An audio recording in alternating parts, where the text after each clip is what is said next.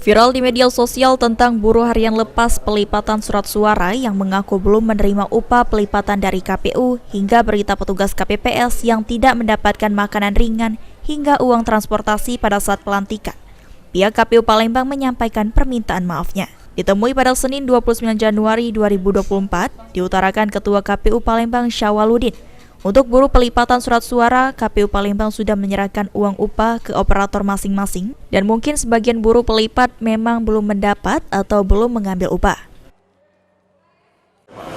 Untuk petugas lipat, kemarin sudah kami serahkan uangnya ke NGO-nya, mungkin sebagian belum dapat. Di sini saya sampaikan untuk pelipatan di harga, untuk PPWP itu 200 dan untuk DPD dan DPR RI itu 250. Nah ini kemarin saya lihat pas pelipatan mungkin itu dipotong dengan uang makan mereka, itu kemungkinan. Tapi kami pihak KPU Kota Palembang sudah menyalurkan itu dan sebagian memang proses mereka belum mengambil di pihak NGO yang sudah kami kerjasama.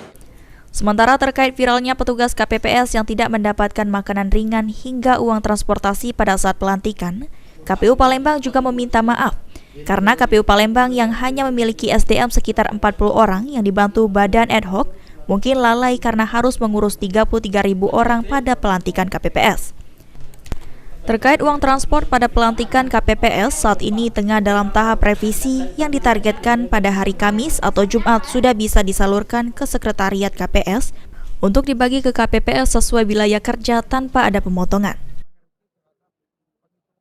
Masih permasalahan ketika pelantikan, tapi kita sadarlah kami KPU Kota Palembang dengan SDM kurang lebih 40 orang dibantu badan ad hoc harus mengurus dalam satu hari 33.000 orang. Mungkin ya ada yang mondar-mandir ataupun yang telat dapat snack, ya kami anggap itu mungkin kelalaian kami. Pertama kami mohon maaf. Sandi Pratama, PAL TV.